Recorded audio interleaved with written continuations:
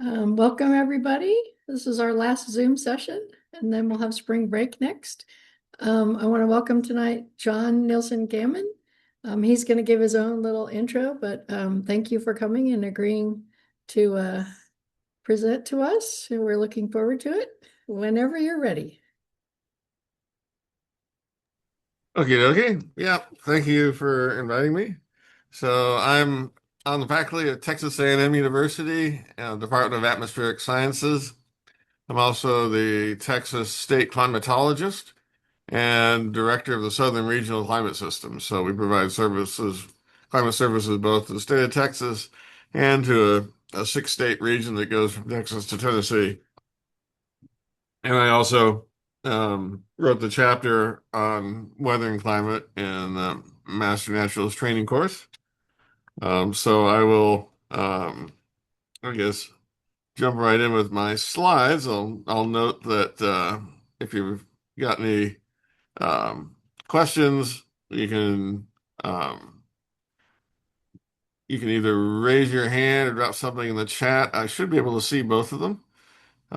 So feel free to jump right in or raise any issues that you might have. If you don't worry about sidetracking the discussion, I've got uh, more more slides than I will be able to present in the time available, so I can focus on whatever topics are particularly interesting or relevant to you. Let's see. Yeah, there we go. Okay. So, main things I'm going to cover are the factors that give us the climate that we have in the state of Texas, in East Texas in particular. Also, the factors that cause the climate to change as well as vary from year to year. There are natural factors involved, and there are long-term changes going on as well. Then we'll dig into some of those changes in particular through the lens of drought and drought trends, which is like probably the most complicated sort of thing to try to assess in a changing climate. So it'll introduce a lot of the contributing factors and a lot of the influences, and that also will, believe it or not, take us to floods, sort of the other side of the coin. And we'll wrap up with ways in which you can help track all of these factors locally. Um, so what's this have to do with the natural system? Well, the ecosystems in Texas are largely driven by climate. Weather is what happens from day to day. Climate is the statistics of the weather. So, what are average conditions? What's the range of conditions? How does it vary through the year, and so forth. Some of the things that matter a great deal are rainfall, temperature, the amount of sunshine we get, and typically it's the extremes that sort of drive the thresholds for species, determine what ranges they can occupy. And if you're in Texas, you have to be able to handle fairly large swings in conditions. Think plants and animals and other creatures need to be drought tolerant throughout the year, heat tolerant, mainly in the summertime, although a week ago we managed to set a new United States record for hottest winter temperature on record. If you define winter as December through February, got to 106 degrees down at Falcone Dam in South Texas. Despite that, you also have to be cold tolerant. Temperatures can get below freezing anywhere in the state. They can get quite cold farther north you get. So that all gives us the mix of uh, flora and fauna that can live in Texas and can thrive in Texas. It's not the only factor. You also got interactions among species and so forth, and you got interactions with uh, man-made modifications to landscape and ecosystem. But climate really is a strong driver. In fact, the climate zones that were established, climate classifications, were basically set up because climate conditions aligned with different types of ecosystems that would typically live in those climate conditions. So let's take a look at Texas climate.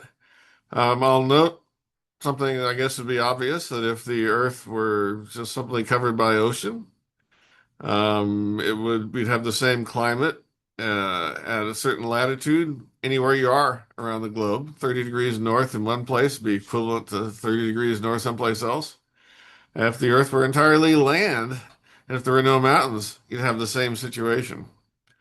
So, because of that, if you think about it, the climate we have specific to Texas depends on the specific configuration of nearby land and ocean surfaces as well as mountains.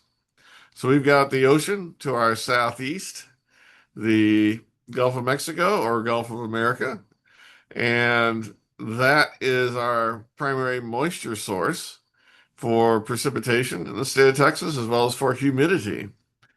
Conversely, we got mountains in West Texas and well as farther west in northern Mexico, Arizona, New Mexico, Colorado, and so forth. And that forms a barrier to air moving from west to east like it would normally do at this latitude.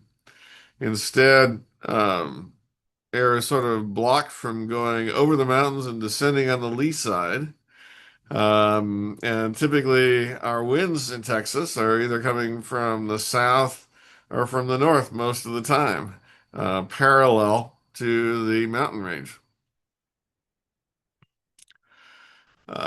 If winds are coming from the south and only half of the state of Texas has ocean to its south, the other half has Mexico to its south. That means that some parts of the state are going to have lots of moisture to produce precipitation, and other parts aren't. And that gives us a pretty big variation in rainfall across the state of Texas. That's the primary factor. You look at places where you've got ocean to the south everywhere, don't have much east-west variation in rainfall. But in Texas, you've got it. It's about a factor of 10 difference between the climatologically driest locations in West Texas and the climatologically wettest locations in East Texas. And the pattern is pretty straightforward. There's some variation, but mostly it's a west to east gradient, so it's pretty easy to remember the nature of that variation. Um, at a given location, though, the seasonality matters. How much rain you get in different seasons. So let's take a look at that. Start with January, and we'll look at each month through the year. And in January, we have actually an even bigger variation of rainfall. The medium brown here is an average of 2 to 4 tenths of an inch of rain, whereas the dark blue over here is 4 to 5 inches of rain, so more than a factor of 10 difference. And that persists through February, persists through March. Well, we're starting to get more rainfall in West Texas in March, a bit more in April. And May, we're getting larger amounts everywhere. May and June are, on average, the wettest months of the year for Texas. And if we go all the way to July, outside of coastal regions, you've got about the same amount of rainfall happening in Dallas as in El Paso in July. So what's changed to get that pattern in the summertime they don't get in the winter? Obviously, the oceans are still in the same place. So the thing that has to be different is the direction of wind. Winds are flowing typically inland toward New Mexico, bringing moisture from the Gulf of Mexico into the higher elevations. Whereas in the wintertime, weather patterns tend to be moving from west to east, and that carries the moisture toward the eastern border of Texas and Louisiana and so forth. So outside of getting a little bit of help from the sea breeze and thunderstorms associated with that, rainfall in Texas in July is fairly uniform, climatologically speaking. As we get into August and September, the rainfall totals increase a bit. September and October tend to be fairly wet. For most of the state, we actually have two rainy seasons, May and June. and September, October. West Texas is the exception. They get greatest amount of the rain in July and August, but everywhere else it's sort of two peaks. And the peak in the fall is a lot of that's associated with tropical disturbances, especially in September. But also October is like the peak season for flooding. We get a lot of very heavy rainfall in October. And we get further down the year, we get back to the wintertime pattern with a large variation. So you've seen with the rainfall how the seasonality varies across the state and factors that contribute to that. Here's a map that sort of puts it all together. We got the annual precipitation in the back, and for selected locations, the rainfall from month to month. So you see in El Paso and Amarillo peaking in the summertime. In Brownsville, we have a peak in the fall and a little bit in the spring. San Angelo, a peak in the spring, a little bit in the fall. And in Dallas and Houston, peaks both in the spring and the fall. So that's very different from a place like California, where you've got rainfall in part of the year and no rainfall in the other part. And the farther east you go, the more evenly spaced the rainfall is throughout the year, in addition to it being greater amounts. All right, temperature, same sort of simple pattern, except it's north-south rather than east-west. The farther north you are, the cooler the temperatures tend to be. Obviously, no surprises there, although that does vary a lot over the year, just like rainfall did. So in the wintertime, here's the average maximum daily temperature during the month of January. And we're going from typical high temperatures in the 40s in the Panhandle to typical high temperatures in the upper 60s and low 70s down in the lower valley. That's for daily maxima, daily minima, similar variation, although the pattern's different. It was north-south from daily maximum temperatures. It's more northwest southeast for daily minimum. And that's basically showing the influence of moisture. Moisture moderates the nighttime temperatures. Temperatures, if they're going to drop a lot, typically that means you don't have very much moisture in the air. I'll circle back to why that is a little bit later, but you can see the effect of that in the difference between the range in temperatures in eastern Texas versus the range of temperatures in West Texas.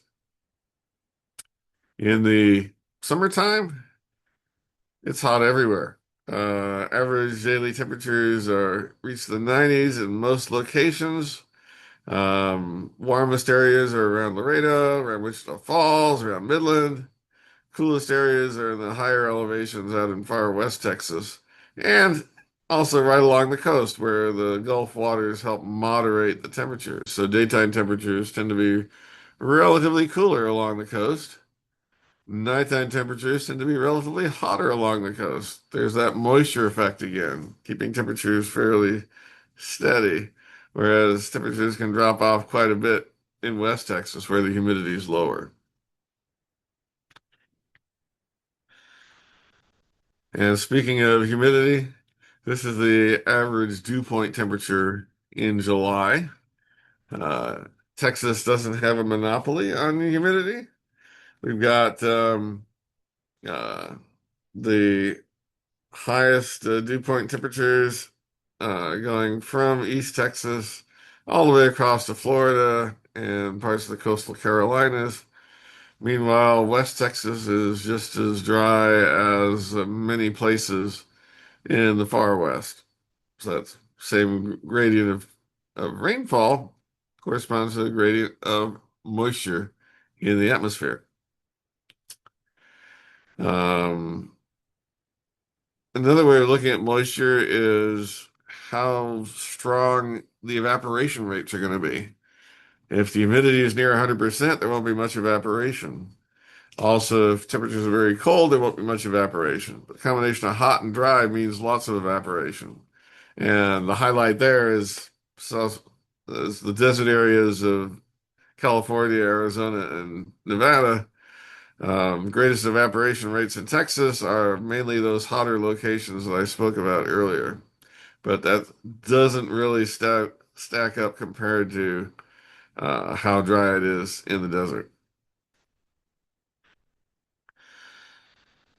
Okay, I've talked about the atmospheric patterns that lead to these changes in temperatures. Let's look at another factor as well. And that factor is going to be how much moisture is in the ground. So let's see how strong that effect might be. Here's a plot of historic summertime average temperatures, June through August, compared to spring and summer rainfall in inches. This is averaged across the state. Each one of these dots is a particular year. So, for example, we had one year where the total precipitation was almost exactly 8 inches, and the average temperature was a little bit over 80 degrees Fahrenheit. That's what that dot represents. And there's a little more than 100, close to 100 dots on this figure. Now, what you see is the farther to the right you go, the greater the amount of rainfall. Also, the cooler the temperatures tend to be in the summertime. You may have noticed this, but it's certainly quite apparent when you look at the data. And the basic reason for that is how we get our temperatures in the daytime in the first place. Obviously, the sun's out in the daytime, so sunlight is heating things up, but it's not heating up the atmosphere directly. Sunlight basically passes through the atmosphere for the most part, right? We know the atmosphere is pretty transparent to light because we can look around the room and see stuff. Light goes through air pretty nicely. So it's passing through the air and it hits the ground and it can't go through the ground. A lot of it gets absorbed on the ground, and that energy can essentially do one of two things, one of three things maybe. It can raise the temperature of the ground, um, or it can cause evaporation. Evaporation takes energy. And you've got so much sunlight, the more evaporation is taking place, the less energy is going into heating the ground. So this is a sort of important ratio, the amount of energy going into evaporation versus the amount going into heating. And we can see that effect pretty dramatically in this pair of satellite images. We're looking in eastern Washington and Oregon along the Columbia River in the summertime. That's convenient because there's no rain hardly during the summertime there. Temperatures are high, and the variations in moisture in the ground are going to be due almost entirely to irrigation. So you see these circles? Now, those are center pivot irrigation systems. And this is a satellite system that's basically measuring the amount of vegetation. So we've got a lot of vegetation where we have irrigation and not much vegetation where there's no irrigation. So the vegetation is telling us there's a lot of moisture in some places and not others. Down at the bottom, same satellite, same field of view, same day, but we're now looking at the land surface temperature, ranging from 18 degrees Celsius, which is mid 60s Fahrenheit, up to 48 degrees Celsius, which is well over 100 degrees Fahrenheit. And what you see is the wet places are cool and the dry places are hot. So obviously move from a wet place to a dry place, temperature is going to go up. Same thing happens for temperatures in Texas over time. If you go from a wet year to a dry year, temperatures are going to go up, especially in the summertime. So here's a summary of that process. The solar radiation makes it to the ground surface, heats up what it encounters, and evaporation takes energy, and the more energy goes into evaporation, less energy goes into heat. So in 2011, we really had that process in spades. Things were very dry in the spring, They're very dry in the summer. This is what it looked like. This is not West Texas near El Paso. I took this photograph near Johnson City, just west of Austin. It was bone dry. So if you look at these temperatures, if you knew how dry it was going to be, you'd be able to make a pretty good guess as to what the average summertime temperature is going to be. And I'll tell you, in 2011, it was darn dry. Average rainfall in Texas was just a hair above 4 inches. So if you look at this, you make a prediction that average temperature in Texas will be about 85. You could probably do even better than that. You notice it's not going to be exactly on this line. There's about plus or minus 2 degrees. So you could actually say very confidently the temperature would be between 83 and 87. And that would be a confident forecast. It would also be very confidently saying that the temperature is going to be among the top 10 historically. And it's pretty remarkable. You'd be able to make that forecast if you just knew the rainfall. But I cheated a little bit with this plot. I only showed you data up through 1997. If you look at the following 13 years, 1998 through 2010, plot those with these orange dots and fit a line through them, you get a different line. That line is above the historic line from 1895 to 1997. So this is an indication that temperatures have increased. Just about every orange dot is above the blue line. Um, Obviously, not every orange dot is above every blue dot. The rainfall is still the biggest determinant of what the temperature is going to be. But the changing climate means that a given amount of rainfall corresponds to a slightly warmer temperature than it used to. So if we were expecting what would happen in 1998, we might say the temperature is going to be 85. But given this additional knowledge up to through 2010, our prediction would probably be 86 or 87 degrees. Don't know how much to trust the change in slope because there's only 13 dots, but certainly that increase in temperature systematically looks like it's pretty robust. In fact, I don't trust the change in slope. I want to say it's going to be similar slope, then you'll only come in around 86. Well, here's what actually happened. It was about 87, 86.8 to be precise. It tied the record for the hottest summer on record within the United States, tied with Oklahoma the same season. So that prediction turns out to be a pretty good one. Of course, I knew what the prediction was going to be when I put these slides together, so I knew it was going to be a good prediction. But, it still makes the point that we had a record-setting temperature and we could actually anticipate it to be record-setting based upon the rainfall. So that's 2011. We've had plenty of years since then. Here's 2011 through 2020. That line again is above the other lines. Don't really trust the variations in slope much. Here's 2021 through 2025. There's only 5 points, so I don't really trust that slope at all. But 4 out of those 5 years are above the red line. All of them are above the orange line, and all of them are well above the blue line. So you can look at this plot and say temperatures in the summertime have increased by about 2 to 3 degrees for a given amount of rainfall, which is fairly substantial. So those are those years. 2023 is the second hottest year on record for the state of Texas. Summer, rather. 2022 is the fourth hottest summer on record. 2024 was about the sixth hottest. 2025 was fairly mild. Of course, it was fairly wet.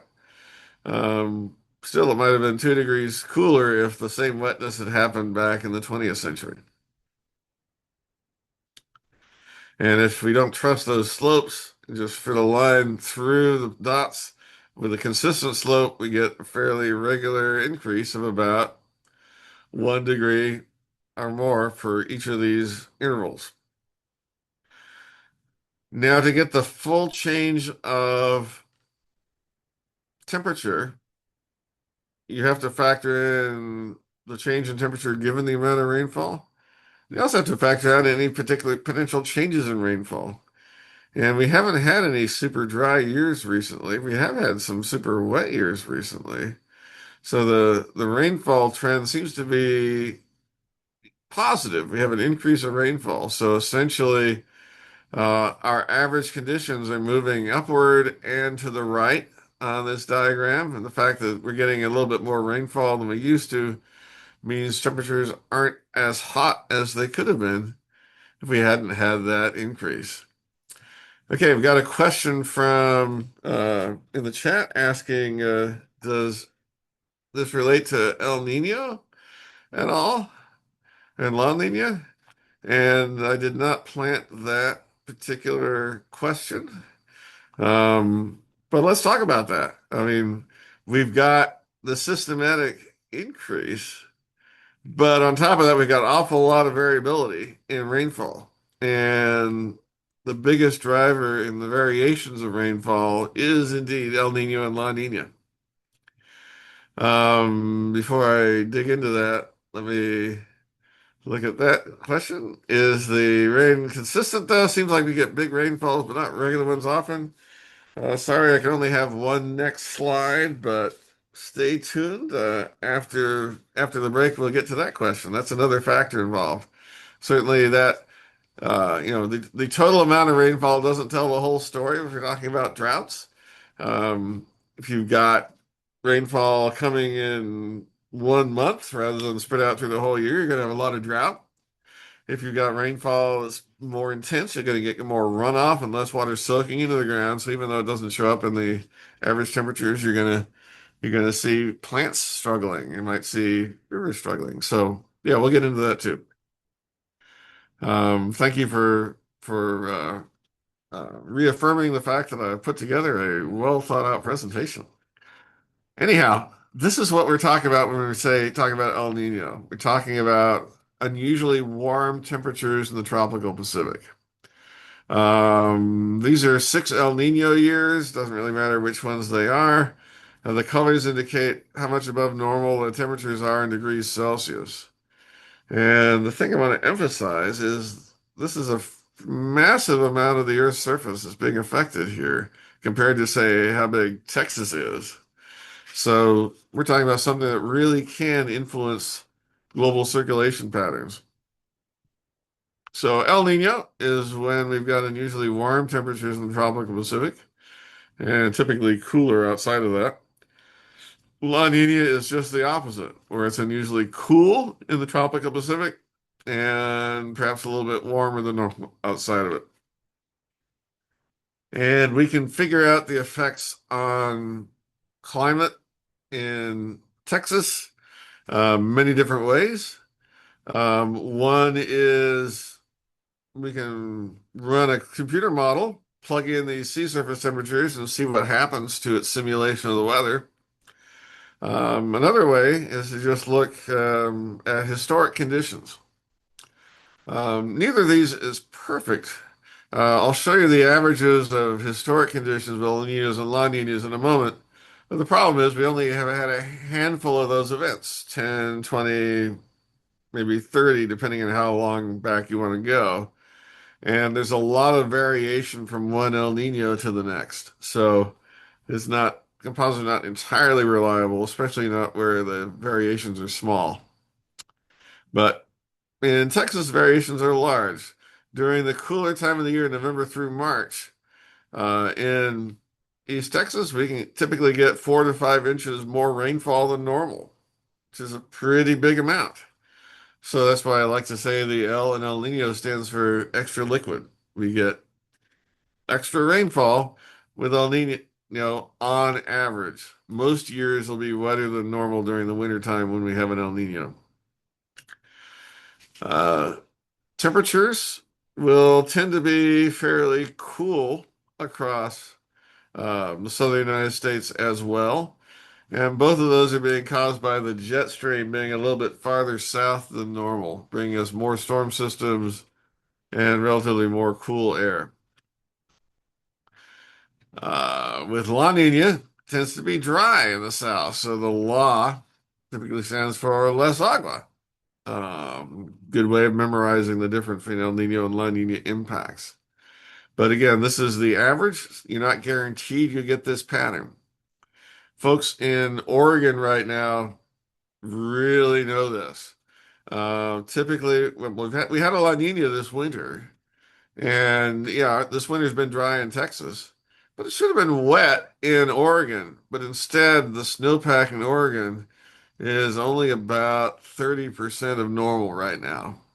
They're risking having their driest winter on record.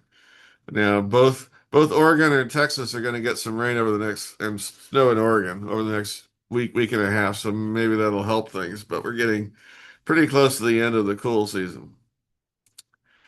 With La Nina, the temperatures tend to be relatively warm.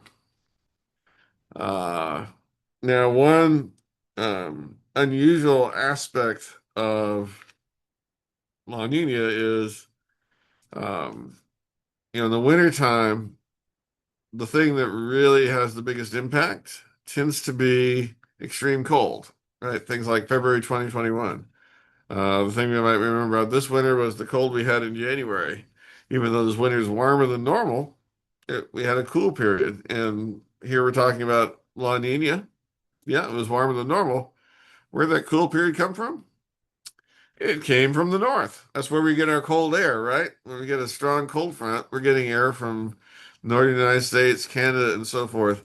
And when we have a La Nina, that air is typically colder than normal. Conversely, with El Nino, that air is typically warmer than normal. So El Nino tends to be basically boring, cool, and damp, whereas La Nina tends to be nice and warm, but with the occasional very strong cold front, bringing a dramatic change in weather conditions. Now, it'd be nice if, in one sense, if El Nino and La Nina affected our summertime precip because we could use them to forecast summertime rainfall conditions. But the variations in historic El Nino years during the warmer time of the year is almost zero. And La Nina, same sort of story. We're talking maybe a 1 inch difference on average. So there's really nothing to hang our hat on in terms of what's going to control rainfall in the summertime. So that period of time when rainfall is particularly critical is the period of time when we can't really forecast it. And as you know, we can't really forecast it on a day-to-day basis either. Most days during the summertime, 20% chance of showers. Since those rare tropical disturbances that change the odds significantly. All right, question about is there a primary driver for the heat? Well, of course, we've got during the summer, the reason the summer is hotter is we have the sun being more directly overhead. So there's a greater amount of sunlight being intercepted by a given square foot of Earth's surface. Um, but overall, and especially from year to year, the main factor always boils down to how much energy is coming in from the sun versus how much energy is escaping to space. Those things almost exactly agree with each other. Even with the climate change we're experiencing now, if you look at it on an annual basis, they agree to within less than 1%. And the effect of an imbalance is pretty obvious. If there's more energy being absorbed than is being lost, the climate system warms. If it's more energy going out than coming in, the climate system cools. Okay, so if you've got climate change happening, or you want to worry about whether the climate might change, you have to worry about how much energy is coming in, how much energy is going out, and what is it that can change those.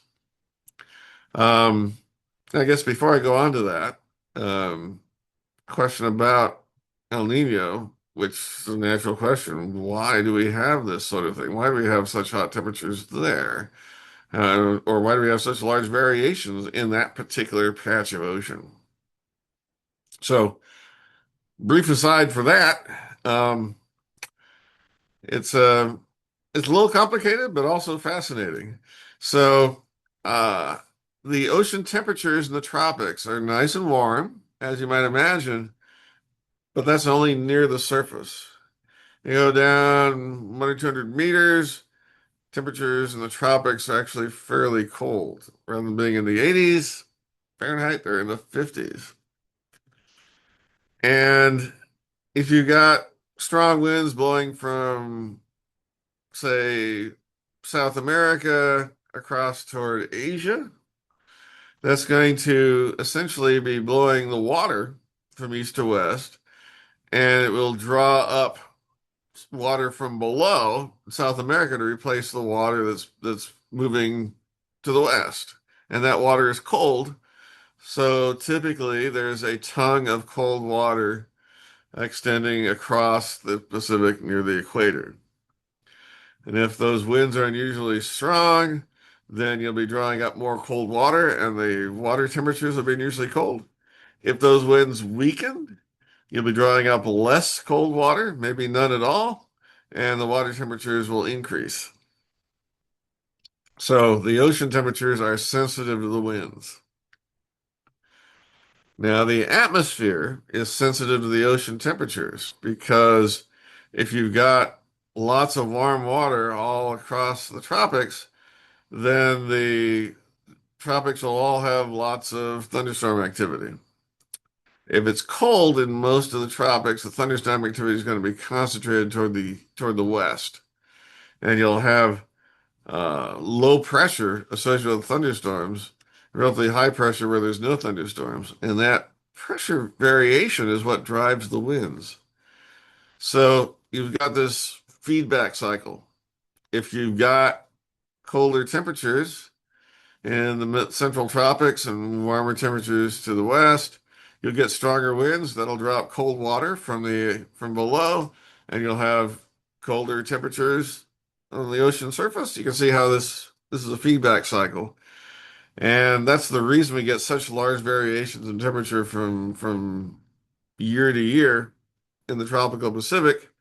The other reason it doesn't get locked into one pattern or another is because there's a limit to how much water can be driven across from west to east or east to west until it starts basically sloshing back. Um, so it's an amplifying process, but it's also a limited process. And the specific size of the Pacific Ocean is essentially what determines the fact that we typically go from an El Nino to a La Nina in about 1 to 3 years and then back again in another 1 to 3 years. It doesn't happen so much in the Atlantic or the Indian Ocean because they're sort of too narrow to get this sort of large scale variation in tropical convective activity happening. And if we didn't have that continent pattern, we wouldn't have an El Nino or La Nina to start with. So thanks for asking about that. Okay, so back to the long-term changes. Let's look at what should change the input and output. And there are lots of natural factors. The sun could brighten or dim. Now, this happens on a 11-year sunspot cycle.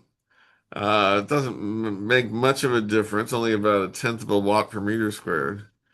Um, it matters a lot more geologically because we think that over the history of the Earth, the sun's output has increased by about 20 to 30%. Um, Plate tectonics matter. I mentioned how they affect El Nino and La Nina by the positioning of the continents. It also affects ocean currents fairly dramatically, so that affects climate. Volcanic activity affects the climate on a variety of time scales. We get a tropical eruption, tends to Earth tends to be cooler by a few tenths of a degree for a year or two. Other things are a little bit less important over time, and I've got orbital variations here with an asterisk because it doesn't really have a direct effect on the average energy, but it has a big effect on energy in different seasons. What I mean by that is you've got on a time cycle of say 20,000 to 100,000 years, periods of time when you have relatively lots of sunlight hitting the Canada during the summer, and some periods of time when you have relatively less sunlight. And that matters because if you get relatively less sunlight, you can actually have snow building up. You could develop an ice sheet. And an ice sheet matters because it's a feedback mechanism. You get ice is bright, right? It's white. Snow is white for the most part. So it reflects sunlight. So you get more snow, less sunlight getting absorbed by the land surface. So temperatures will be cooler. And that means you'll get more snow. That means you get even cooler temperatures. So it's a feedback, just like I talked about with what's happening with El Nino and La Nina, except it's a climate feedback. Um, Vegetation is a climate feedback also. Vegetation tends to be darker than bare ground, and you tend to get more vegetation when the climate's warm. So you're absorbing more sunlight. Water vapor is a feedback also because it's a greenhouse gas, and the more harder the temperature is, the more water vapor there tends to be in the atmosphere on a global basis. So let's talk a little bit about greenhouse gases. Um, they are affecting how much energy is escaping to space. Uh, Larger amounts of greenhouse gases mean less energy escaping to space. And that's why water vapor tends to make one of the reasons it makes our nighttime temperatures warmer is because more moisture means there's less energy escaping to space. And where's it escaping from? It's escaping from the ground. Let's go back to that slide I showed earlier. Um, how did the satellite measure land surface temperature? The satellite's 1,000 miles above the ground. It's not sticking a thermometer on the ground. What it's doing is it's detecting the intensity of the infrared radiation that's coming from the ground surface and escaping to space. And it's looking at a wavelength in which there's not much in the atmosphere that's going to absorb that energy. So it can actually essentially see the radiation escaping all the way to space from the ground. There are other wavelengths emitted from the ground that are absorbed by greenhouse gases. So what comes out to space is not the high intensity radiation emitted by the warm Earth at those wavelengths, but instead it's the lower intensity radiation emitted by cooler atmosphere higher up in the atmosphere where the temperatures are lower. And the more greenhouse gases you get, the higher up you have to go before energy escapes to space. So temperature is even colder up there. So there's less energy escaping to space when you have more greenhouse gases. And that's true of water vapor. It's true of other greenhouse gases as well. And all of them are, well, a lot of the greenhouse gases and definitely water vapor are natural feedback. They've always been happening. They've always been changing in response to temperature changes. Now we've got also a few things to add to the list that humanity is responsible for. We are intentionally changing vegetation cover. We're applying irrigation. We are changing the land surface through urbanization. And that certainly, urbanization in particular, affects climate locally. It makes cities warmer than surrounding countryside. Doesn't have much effect on global temperatures, urbanization, because relatively little of the Earth's surface is urban. We're also emitting greenhouse gases, so we're helping to drive the greenhouse effect changes. And we also emit small particles, which affect the climate system as well. Of these, greenhouse gases are the largest effect. But of these, the effect of aerosols is the most uncertain. So, aerosols tend to cool the climate as opposed to greenhouse gases, which tend to warm the climate. They cool it in three ways. One way is if you got a lot of particles in the air, there's going to be less sunlight reaching the ground. So that's a cooling effect. But they also have a big impact on clouds. And here's a graphical demonstration of that. We got a lot of natural clouds in these satellite images, but we've also got some unnatural effects. See these lines here? Those are what we call ship tracks. Um, they're not, they're essentially caused by the emissions from the engines from the ships. And they're not really plumes of pollution. They wouldn't show up as white on this image if they were. But instead, the ships are emitting tiny particles on which clouds can form. Every cloud is formed of a bunch of tiny droplets. In the case of warm clouds, where the temperature is well above freezing or above freezing, they're water droplets. In the case of very cold clouds, temperature is far enough below freezing, they're ice crystals. But every single one of those droplets or crystals had to form on something that was already floating in the air. We call it a cloud condensation nucleus. And if you don't have anything for the clouds to form onto, you won't get clouds. So essentially, in this very clean environment out in the Pacific Ocean, the ships are essentially seeding the clouds, allowing for particles to form on them, making clouds where otherwise there wouldn't have been some or wouldn't have been as dense. So particles tend to make these more clouds, and clouds are white. They're reflecting this light, so the clouds forming on aerosols are having a cooling effect. Now, over on the right, we've got sort of the opposite going on. This is an unintentional form of cloud seeding, which is a question that appeared in the chat. We've got clouds which I expect are probably about 15 or 20 degrees Celsius below zero. But just like you can't get a cloud droplet unless it forms on something, um, it's hard to get ice to crystallize unless it can crystallize on some sort of object.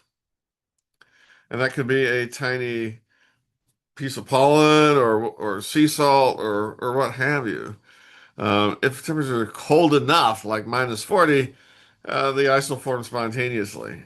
But otherwise, you've got this super cold water waiting for something to freeze onto. And aircraft exhausts provide that sort of um, cooling mechanism or condensation mechanism for ice to form.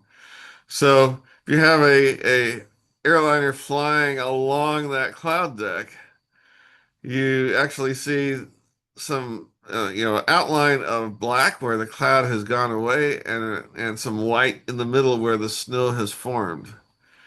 Um, Turns out that if you got both ice and liquid water, the ice wins. The water will evaporate and the ice will accumulate. So effectively, yeah, we're forming little plumes of snow here inadvertently through these aircraft that are flying horizontally through the clouds, or if they're flying vertically, they'll produce little circles of clear sky. They actually call them hole punch clouds. And sometimes you can see them. I've seen them in live like twice in my lifetime. You've got to have a large deck of clouds that are super cooled but not ice, and then airlines flying through them can do this sort of thing. And this is an occasion where the aerosols are actually reducing the area of cloud. Usually, like I say, that's relatively rare. This sort of thing is more common, and not only does it tend to make the clouds more prevalent, it also makes the clouds longer lasting.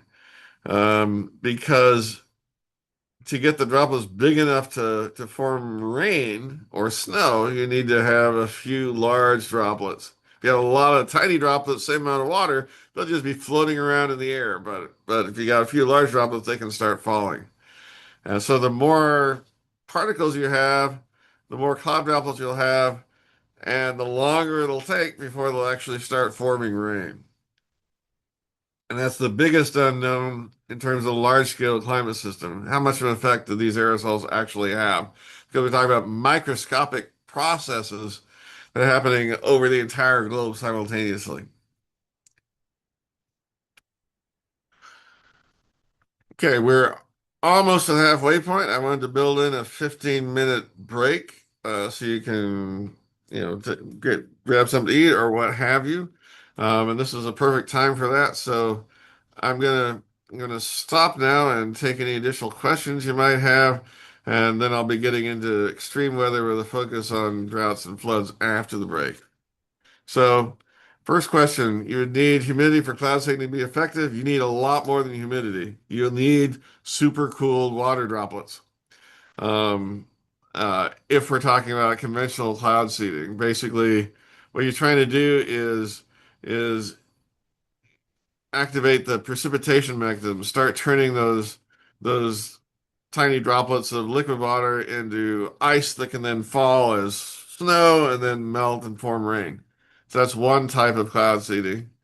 Another type of cloud seeding is just trying to, if you've got particularly clean air and the clouds are starved of particles to form on, you can seed it with particles and get more condensation.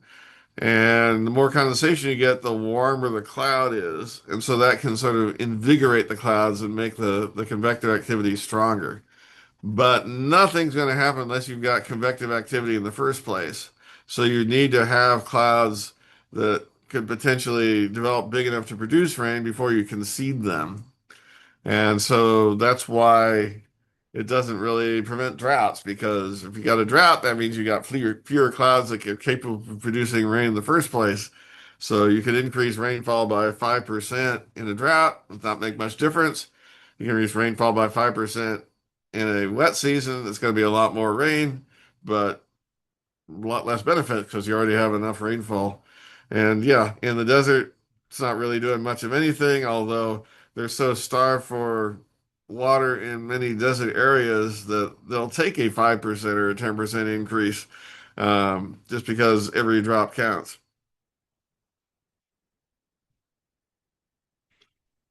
Any more questions?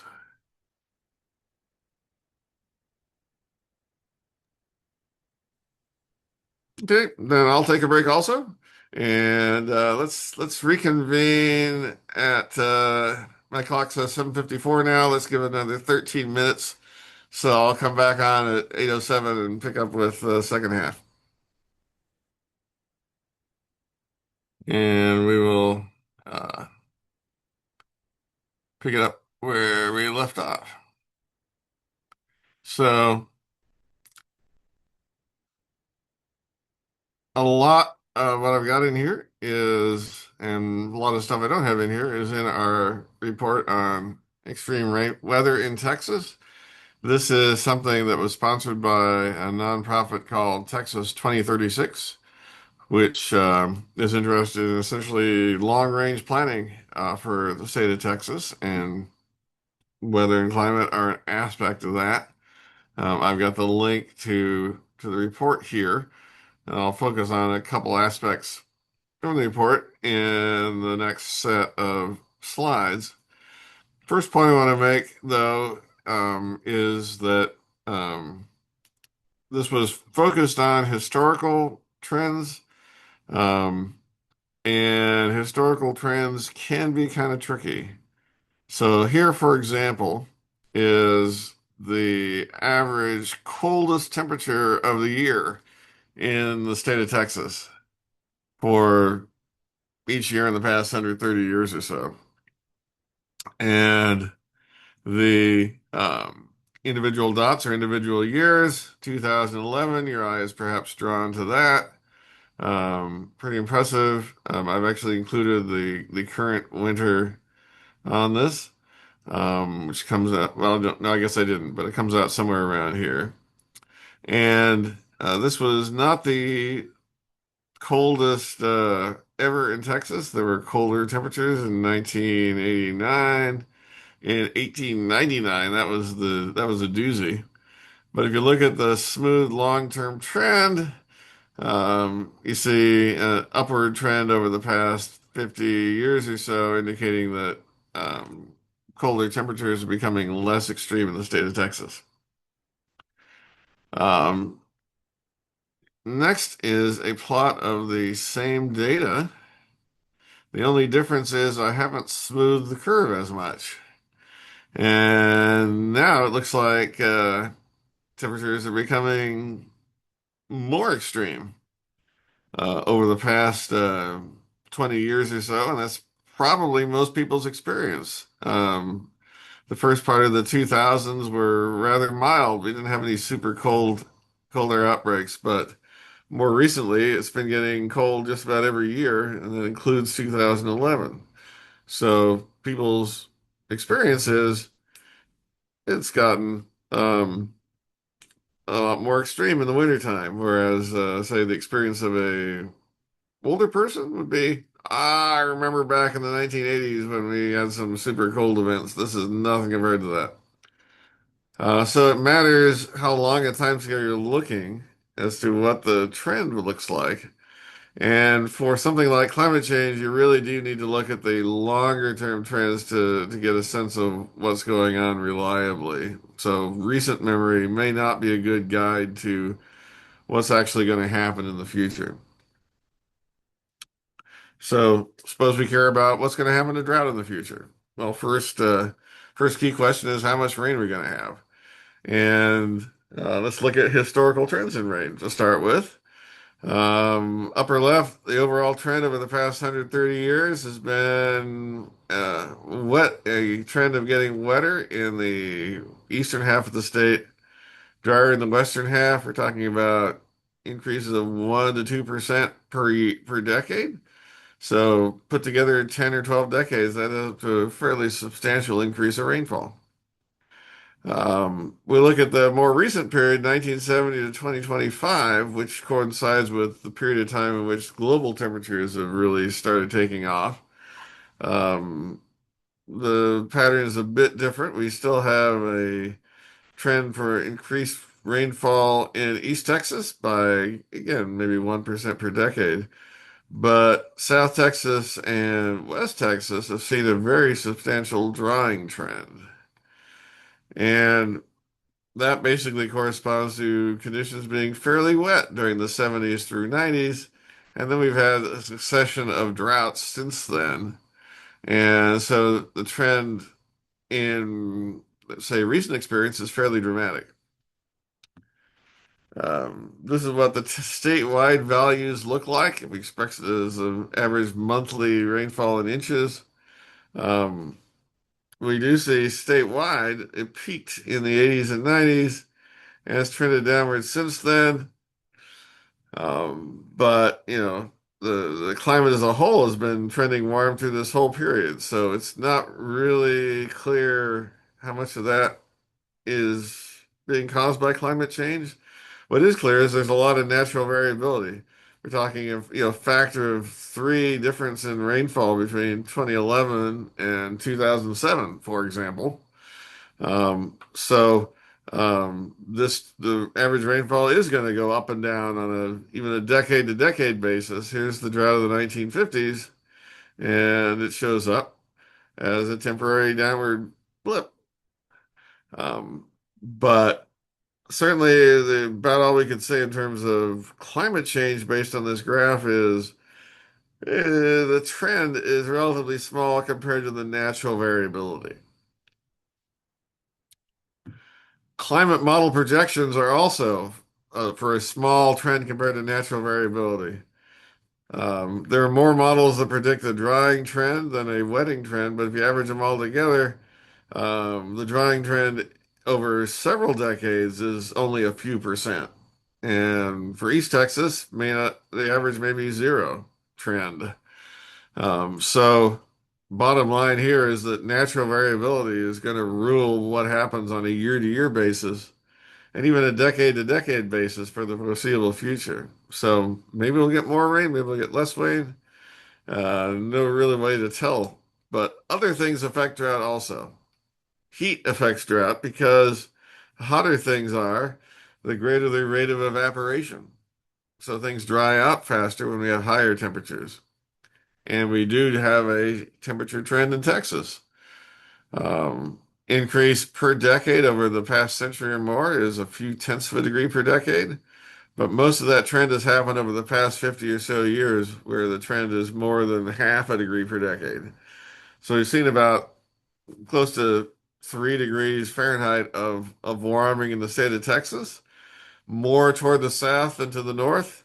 Um, Populated areas show up a bit as hot spots, but clearly it's not being driven by urbanization, although that does matter a bit locally. And those trends are present in maximum temperatures in all seasons. The graphs look about the same in all seasons, although the period in the 1930s and 1950s was especially warm in the summertime. It's only recently that we've systematically started having summertime temperatures warmer than what we saw back in the Dust Bowl era. Minimum temperatures, same story, going up since the 1970s in all seasons, all about the same rate. So, how hot? Well, increasing by at least half a degree per decade. And that will amplify dryness. How much warming do we need to have to overcome an increase in rainfall? That is really hard to say. I asked hydrologists that question. I can't get a straight answer from them. The details apparently matter a lot. I would say that basically the temperature effect is a secondary effect, but since we don't know what's going to happen to rainfall, that's basically giving us the best clue as to what droughts are going to look like in the future. It matters when the rain is. Does it happen in the summertime versus the wintertime? Unfortunately, in Texas, we don't get much rain right in the middle of summer, except in West Texas. And there's, again, lots of variability in different parts of the state. There's also lots of variability overall. Um, if you look at, let's say, annual rainfall since the 1960s, and even if you throw out that 2011 outlier, we've got this big increase. Um, but if you look longer term, well, we've got as much variability now as we used to back in the 1920s. So realistically, this is something that we've experienced, but it's probably not a long-term trend that's going to continue. Variability trend is actually probably pretty small compared to how big the variability is in the first place. I've got a question about the Dust Bowl. I showed the drought of the 1950s showing up here. 1930s doesn't really show up as a big drought in Texas, and that's because it wasn't. Did have a couple of dry years, but they don't really stand out. Mainly the Dust Bowl itself was concentrated in the Texas Panhandle. So Amarillo area in particular had several very dry years. Lubbock had a few very dry years. And the dust from the panhandles did spread across the rest of the state of Texas. But that wasn't, for most of the state of Texas, a big drought period compared to what we saw in the 1950s and also compared to what we saw in 2011. Okay, now this next question may sound odd. Do plants need as much water? Does the need for water for plants change? How can that be? You got a certain plant, it needs water. Well, the connection there is carbon dioxide. Stomata, the pores in the leaves, where the plants exchange gases with the atmosphere. They release water vapor and absorb carbon dioxide. So if there's more carbon dioxide in the air, if the air is CO2 rich, then the plants are not going to absorb as much water. Sorry, they're not going to lose as much water. They're able to absorb more CO2 for a given amount of water they lose. And so plants are essentially more water efficient. A given plant or a given leaf is going to not lose as much water. So that factor could mean that no matter what's happening meteorologically, the plants in the ecosystem may not be experiencing much drought. On the other hand, um, there's no guarantee that you'd have the same plants of the same size. Maybe they respond to being more water efficient by growing more in which case they'll still be using as much water as they would otherwise. And in fact, what we find from a few studies is that um, plants being more efficient in water use means that they're able to do just fine in wet conditions, maybe even better in wet conditions. But in dry conditions, they're still screwed by lack of water. Question in the chat. I talked about desert conditions. West Texas, not considered desert. Parts of West Texas are desert. Essentially, you get west of Midland, then you start getting into what's called the Chihuahua Desert. Um, but a lot of West Texas is considered arid rather than desert. Technically, the cutoff is if um, if you're getting less water coming down in rainfall, then could it potentially evaporate? That counts as arid conditions. If you're getting less than half as much rainfall as you would potentially be able to evaporate, that counts as desert. So yeah, it's officially desert in parts of West Texas, and then a lot of the western half of the state is simply considered to be arid rather than desert.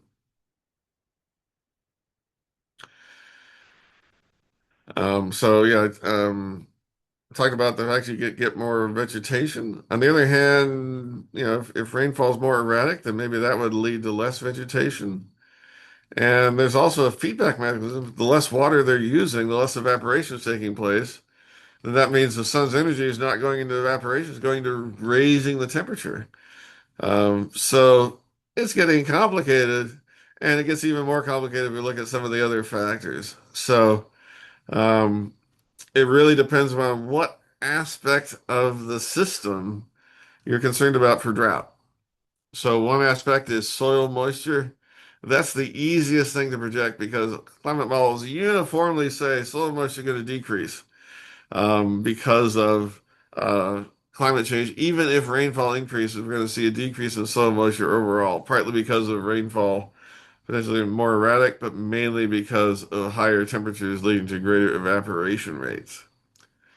Um, but the higher, so we got, so what about what's going to happen to rain? If we got lower soil moisture, you actually could have more rain soaking into the soil and less running off because it's falling on drier soil.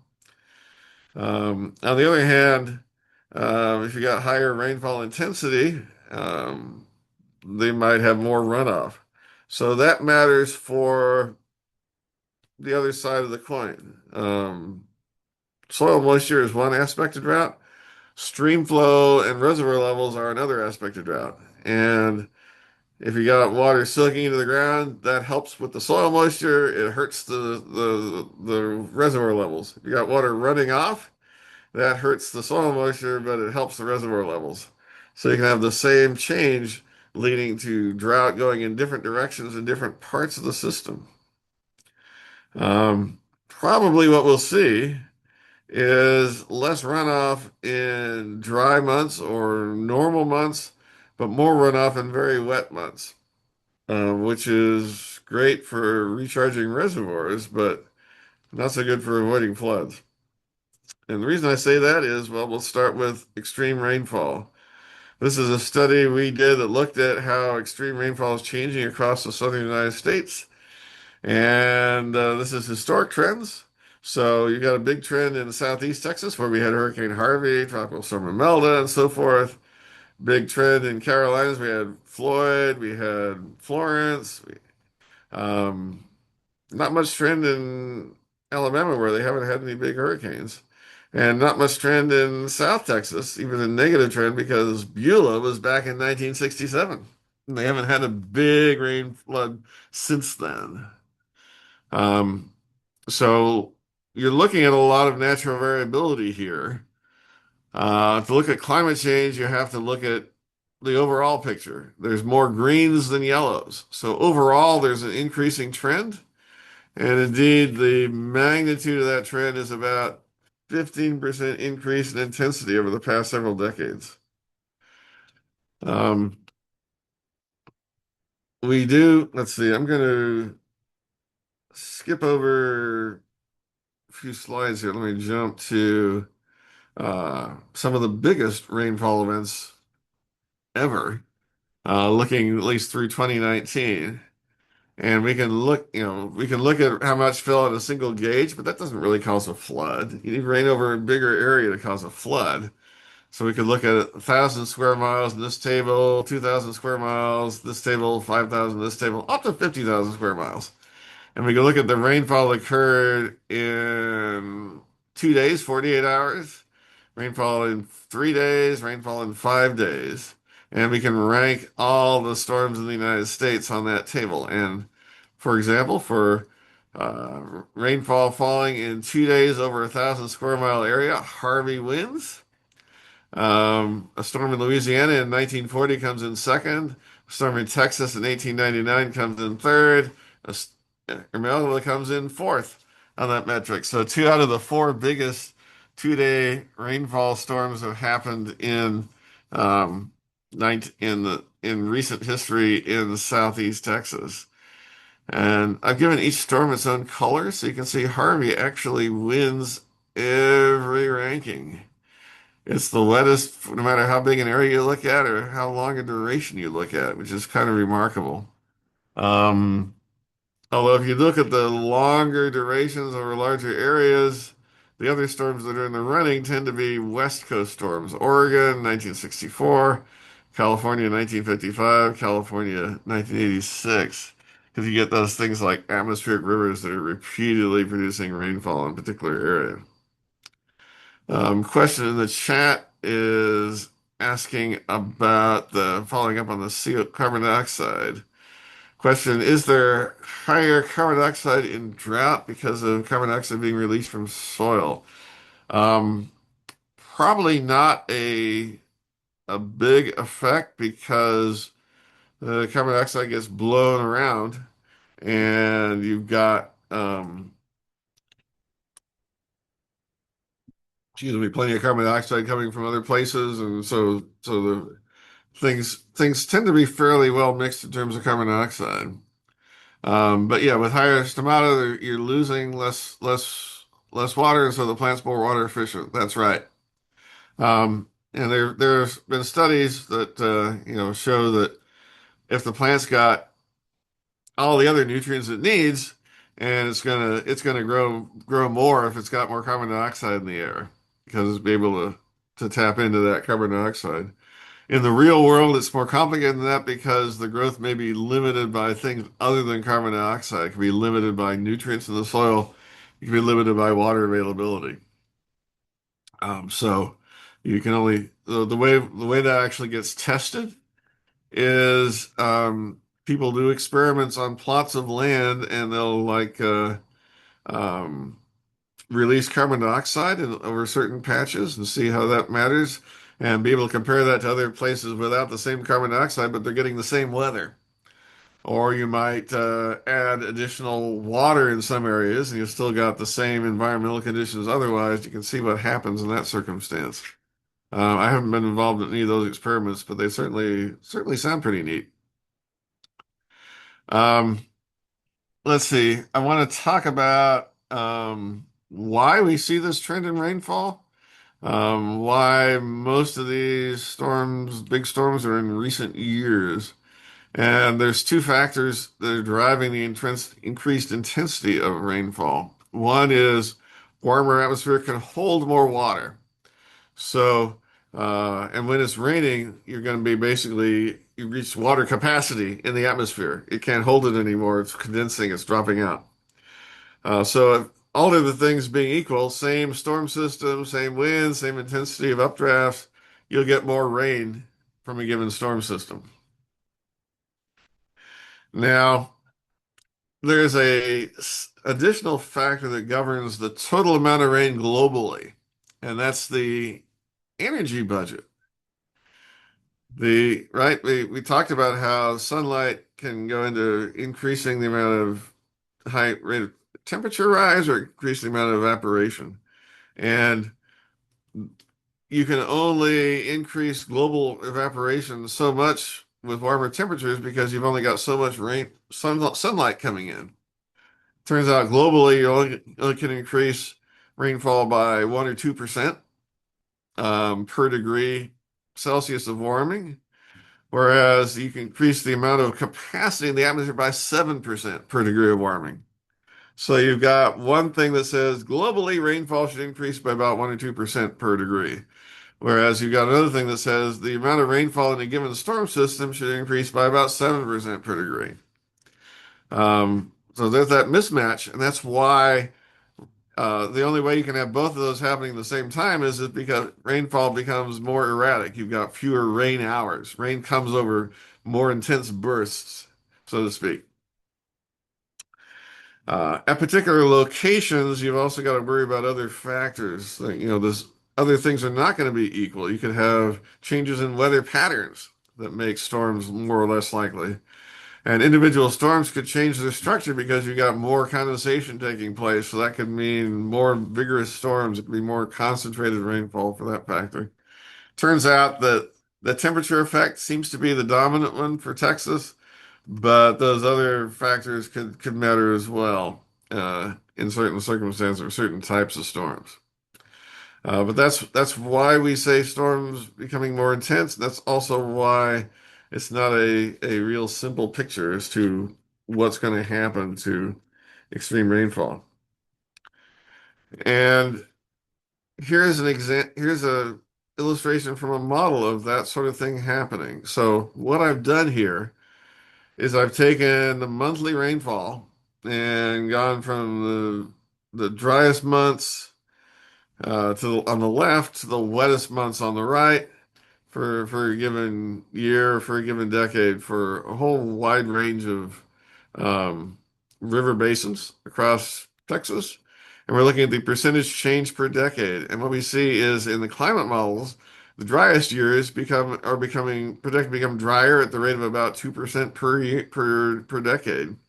Whereas the wettest months are expected to stay wet or perhaps even increase. So that's a manifestation of an overall decreasing trend in rainfall in most months, but wettest months becoming wetter. Soil moisture, we're looking at the driest months of soil moisture and the wettest months of soil moisture.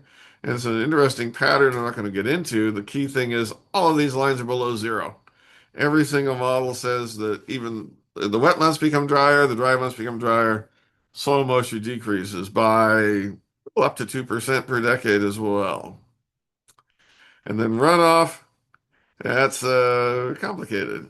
It decreases in most months, but the months with the very greatest amount of runoff show an increase.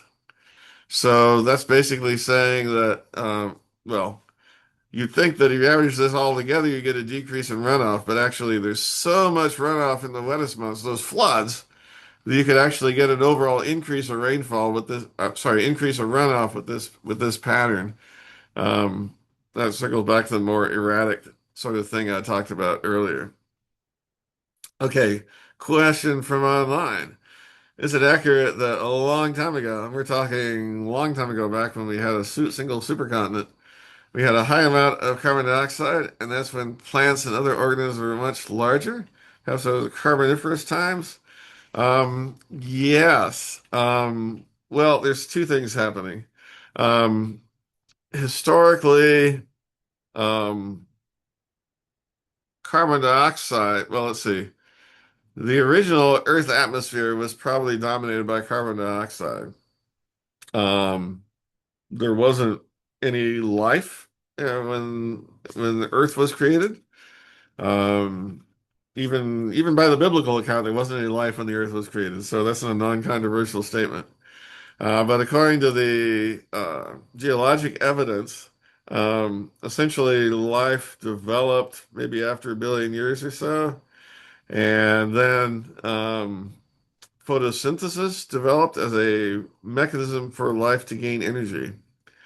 And with photosynthesis, essentially organisms are taking up carbon dioxide and they're releasing oxygen. So if that had been all that was going on, we would have seen a fairly rapid transition from a carbon dioxide rich atmosphere to an oxygen-rich atmosphere. But the problem is, oxygen reacts with iron to form iron oxide, something we call rust. And iron is like the most common solid element on Earth. So carbon dioxide was being utilized, oxygen was being produced, and the oxygen was being converted to rust and being removed from the atmosphere through that chemical reaction. So we still had a carbon dioxide dominated atmosphere, and the photosynthesis was essentially producing rust until we ran out of free iron on the Earth's surface. If it all rusted, we can't make any more rust. So at that point, and now we're talking 2 billion years ago, maybe, um, oxygen could actually start accumulating in the atmosphere without being removed rapidly through rust processes. So um, that enabled oxygen to build up and made it possible for things like fish, which extract oxygen from the ocean, to develop as viable organisms because oxygen concentrations were high enough. Um, Eventually, there was enough oxygen so that we had what's called an ozone layer. Um, Oxygen is normally a molecule formed of two oxygen atoms, but in the upper atmosphere, sunlight can break up that molecule, and you can get some molecules that end up an oxygen atom that's energetic, combining with an oxygen molecule to form a three molecule oxygen, and that's called ozone. And ozone is great at absorbing ultraviolet radiation, which can break up other molecules. So the Earth's life system took another transition when we developed an ozone layer that could block ultraviolet radiation that would destroy life on land. And now it's possible to have life on land. So with oxygen levels high enough, we're able to now have life on land as well as in the ocean. So that's happening, I don't know, maybe probably not remembering it correctly, but maybe 500 or 600 million years ago. Um, and eventually, so you've still got a fairly oxygen-rich atmosphere. Sorry, you got an oxygen-rich atmosphere and a carbon dioxide-rich atmosphere. So you're able to get big plants on land for that reason, because you got the carbon dioxide and you've got oxygen that's blocking the ultraviolet. Meanwhile, with all the oxygen, you're able to get breathing organisms on land.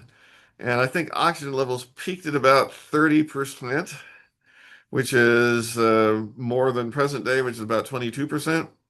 So you're able to get really big insects with a fairly dense oxygen-rich atmosphere.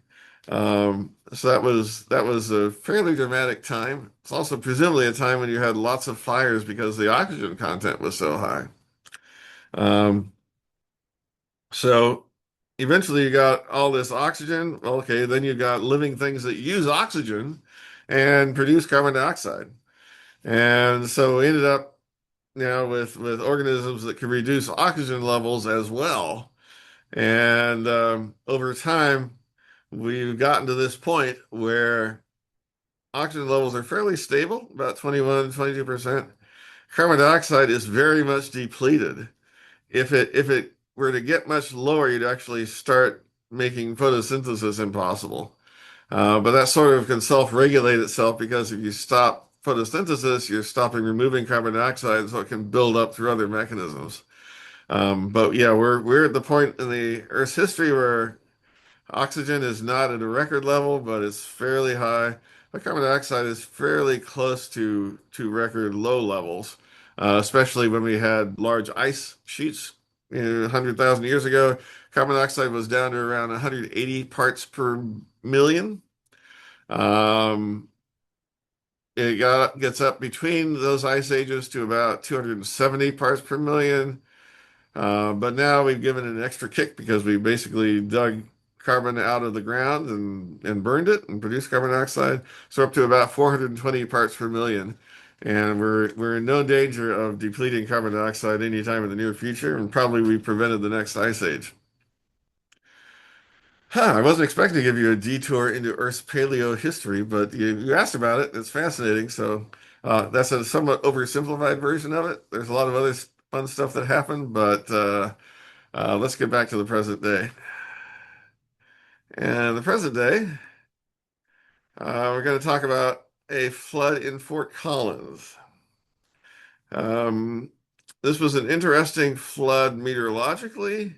It was interesting from a public safety perspective. And it was interesting because of what happened as a result. So uh, these are rainfall observations that would have been available from the National Weather Service in near real time. We're talking 1 to 2 inches. Uh, and this is what was actually happening. Nighttime flood, bursting gas lines. You had mobile homes floating away. There were about a dozen people lost their lives. And folks at Colorado State University, who were in Fort Collins, did a rainfall analysis. They found that a lot of people had rain gauges. And if you look at the distribution of rainfall, actually had 10 inches of rain in the hills right above Fort Collins that fell completely in the middle of these much smaller rainfall totals. So they learned two things from this. One was there's a lot of observations that aren't being utilized. And number two, if we're going to make good flood warnings, we need to use them. Um, so the next flood in Fort Collins, um, they had plenty of rainfall observations because they did something about it. They developed a system where people could take rainfall observations and send them in, submit them, and have that information be available. So that's what CoCoRaHS is. It was originally, CoCoRaHS stood for Colorado Collaborative Rain, Hail, and Snow Observations. But it's expanded well beyond Colorado. It's now the Community Collaborative Rain, Hail, Snow Observation System. And so it's basically primarily once daily observations, although if there's a intense rainfall going on, you you can submit basically an emergency report to the Weather Service, and it comes up automatically in their office. So they know when a flood is taking place. But under normal circumstances, you're using this standard rain gauge. It's sort of important that it be a standard gauge. You can go on the website, and there's a couple of vendors that produce gauges, and you can buy one with the appropriate bells and whistles. This is not an automated gauge because those have problems associated with the mechanics of the gauge. And this being a standard gauge means it's easy to compare observations from one place to observations in another place. And so you're just taking observation in the morning, send it in for your phone app, and you're done for the day, basically, unless something unusual happens. Now, here was a case in Central Texas, something unusually was happening. North of New Braunfels, there was a report submitted of 7 inches, and the comment was that all but 200 of it fell between 3:30 and 5:30. So we're talking 7 inches of rain in 2 hours. That's going to cause a flood. But there's only one station reporting it, and there was only one thunderstorm in the area, but it was right there under that station. So the Weather Service had ground truth that this little cell, this stationary cell, was actually producing a local flash flood. So that sold the New Braunfels Weather Service office on the value of CoCoRaHS. And it's been expanding since then. It's useful not just for weather warnings, but also for insurance, for crop purposes, from drought monitoring, for educational purposes, for monitoring changes in the ecosystems.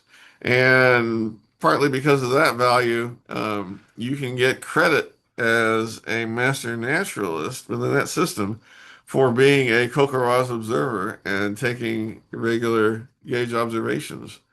It's a great way of learning quantitatively how your local ecosystem responds to rainfall or a lack of rainfall. Now, here's a plot of CoCoRaHS gauges that reported rainfall during the month of October last year. And we've got concentrations in some areas like Brazos County, parts of Harris County, down toward Galveston. There's decent observations around Conroe, but much of the rest of the area is fairly sparse. Um, this is the October totals in Alabama, and there was this one area that got massive amounts of rain, 20 inches. If we didn't have gauges here, you wouldn't have a record of that. And the area we're talking about, if you plunked it down into Texas, it would fit neatly within the gap in the rain gauges. So it really would be beneficial to have more gauges in East Texas. The radars help with rainfall monitoring. We got a radar in League City. There's a radar in Granger, but this whole area is sort of a gap in radar observations as well. It's not just rainfall that gets observed. You can observe hail. You can create or order something called a hail pad, which is literally a styrofoam plank covered in foil. The hail makes dents in it. You can measure the size of the hail and the distribution of the hail. So to get involved with this, fairly simple process. You can sign up at the CoCoRaHS website and purchase your own gauge for like 40, $50.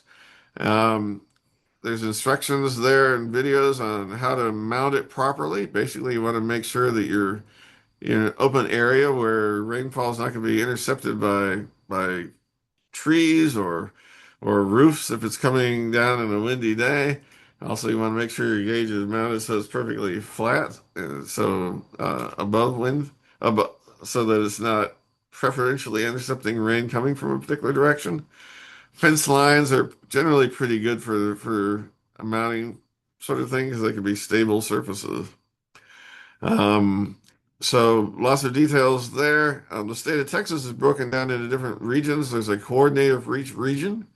I've got responsibility personally for the Brazos Valley region, which is 8 counties in east central Texas. The Houston Galveston Weather Service office has responsibility for the rest of their area, and other weather service offices have responsibility for other regions. So yeah, I encourage you to get involved with that. You don't have to take an observation every day. There's a mechanism for doing a multi-day observation. Where if you're gone for vacation for a week, you can come back, read the gauge, and see how much rain fell in the week and report it for the week. The gauge capacity is about 11 inches. We can exceed 11 inches in a day. So if it's really pouring, I imagine you'd be curious how much rain you get. So you actually have to go out in the rain, measure it before it fills up, put the gauge back out, and keep recording the information. I personally don't have a CoCoRaHS gauge because where I live, my lot is tree covered. I have no good places for a gauge, and bad data is worse than no data at all. Conversely, if it doesn't rain and you have a gauge, please report zero. That way we know that affirmatively it didn't rain rather than you were just bored and didn't take an observation. Um, summary, it is actually possible to have more droughts and more floods due to climate change, and both happening, but it depends on what we call a drought, depends on what sort of flood we're talking about, and with all this going on, you can actually do something about it. At least you can observe it better and help add to our data record. Those observations from CoCoRaHS go into the official archive for NOAA, so they're part of how we know what's happening with the climate, as well as what's happening with extreme rainfall and contributing to our knowledge of how the climate is changing. So we've got a presence on social media of Climate Texas, the state climate office. I've got the website there for our state office, and I should also put up the Southern Regional Climate Center, which has a lot of useful tools for monitoring climate in the region as well. So that's my presentation. I'll be happy to keep answering questions if you've got them. You can put those in the chat, and Roxanne also has a message for you for the chat as well.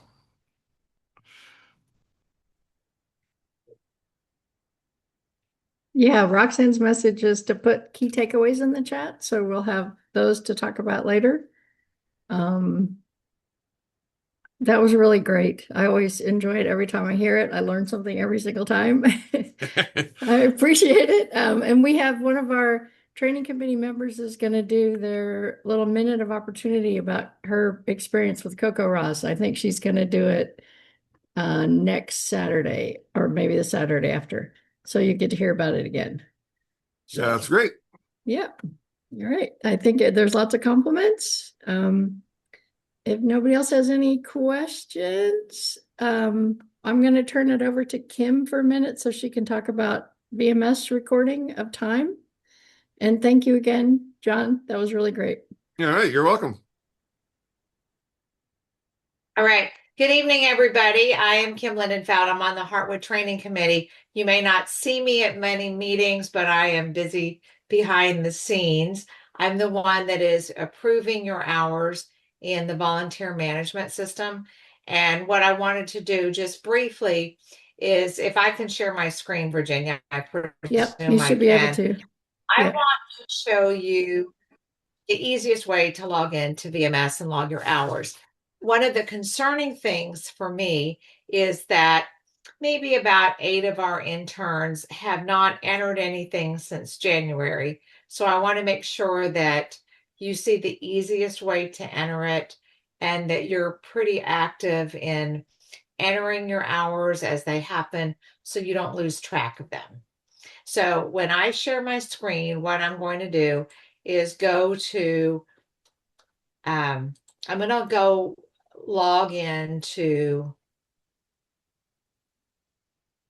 I want to share my whole screen. I'm going to show you. Okay, I'm going to share and you're going to see me, I believe. I'm going to go the easiest way for me to get to where I log my hours. If I start doing a Google search on Heartwood chapter, that's what I do. Just start typing Heartwood chapter or Texas Master Naturalist Heartwood and choose that. And you'll get something that looks like this. Up at the top, there's a current members button, and the first drop down is report volunteer hours. So you want to choose that. There's VMS reporting system right there in the center of it. Now, over the last couple weeks, the state was working on VMS, and there were maybe a couple days that things didn't look exactly the same, but it's gone through the transition and that's done. One of the only changes on your end would be if you also volunteer in another Texas Parks and Wildlife program, you might see all of your hours added together. Other than that, everything on our end as volunteers looks the same as it did before the upgrade started. So I clicked on VMS. It's going to fill in my password and my login. If you don't know your login, I can help you with your login. Melissa Schubert is our chapter VMS coordinator, and she can help you retrieve your password if you need to get your password reset. Okay, so what you want to do, you're writing in the back of your training manual what your hours are. Like for tonight, you just got at least 2 hours of training. You want to go into report my service. You're clicking on that, and you have 133 to 137 different opportunities that you can choose. And they're here alphabetically by the category that they're in. You've got advanced training, scroll down alphabetically. You're going to get to the I's for initial training hours. And that's where you would choose what you're putting in. But if you're volunteering, if you're doing something, I'm going to take CoCoRaHS as an example. If you go right up here, it's considered field research, CoCoRaHS weather monitoring. And so if you're doing that, I actually have a CoCoRaHS monitor also. What I typically do is report once a month. When the month ends, I would put, and I've already reported this, but I'm just going to pretend I'm doing it.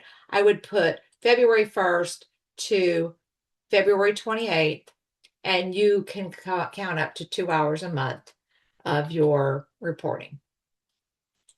And then every time you make an entry, if it's initial training or something else, you need to type in a description here. So what did you do?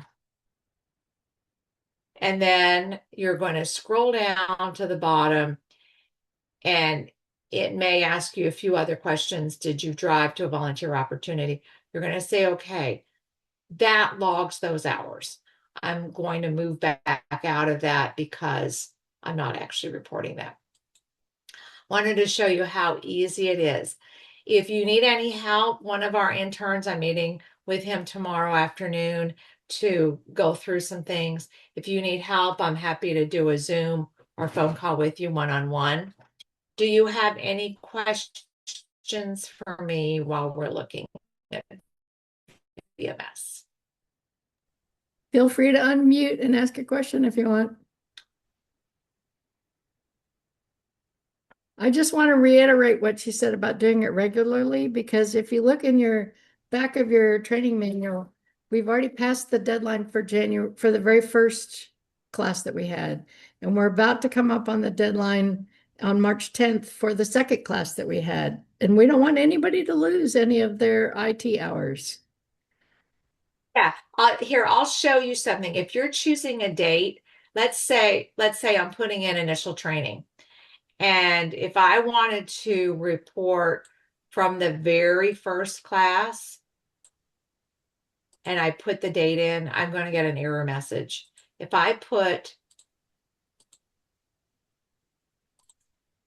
January 10th and I put, I don't know, 4 hours of training, and I put description, just putting that, and I say, okay, look at this.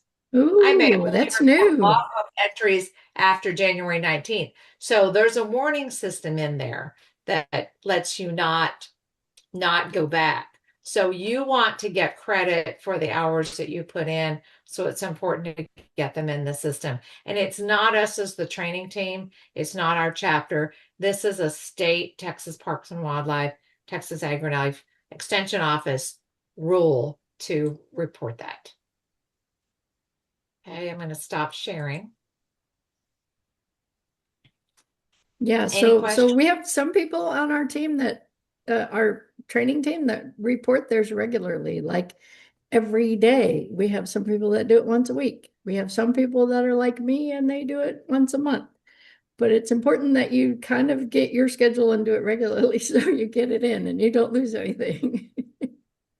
Right, right. But I keep a log. I have a little list on my phone in the notes, and that's where I keep my log. And I have it split into two parts: advanced training under a heading, and then volunteer hours under another heading. But you guys could have advanced training and IT hours and volunteer hours. And volunteer hours. You can have three Yeah, categories yeah, because if you're yeah, getting volunteer hours, that counts toward your certification.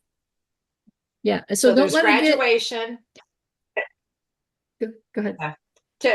Just to review, you need 40 hours of initial training to graduate, but your goal should be to certify, and that is 40 hours of volunteer training. I mean, volunteer service, 8 hours of advanced training, plus your graduation with at least 40 hours of initial. When you And get any. past 40 hours of Yeah. initial, you can start counting the rest of the training classes as advanced training. Yeah, you kind of cut out there, but after 40 hours, any other training classes will count as AT. Right. Okay.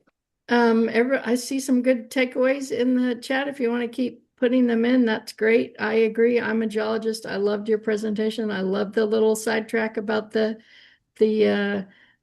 geologic record and all that. So thank you for that. I wanted to talk a little bit about what's got coming up next. We have spring break next week, so we don't have any classes.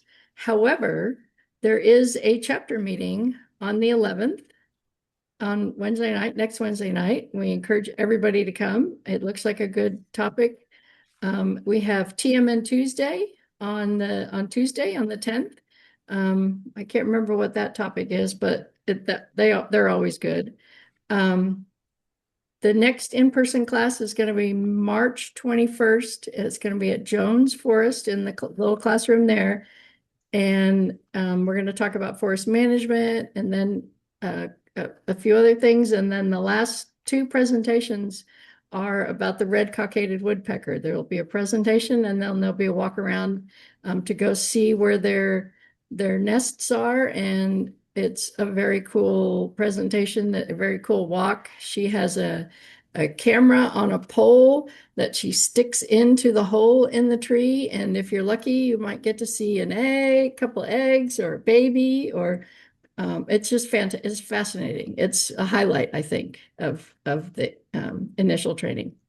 I did hear last night, if you signed up for the field trip this weekend, I believe it's been postponed until the fall, till October, sadly, because of the weather.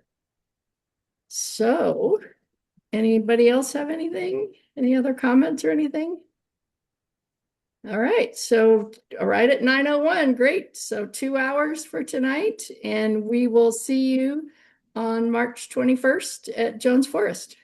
And don't forget to do your VMS.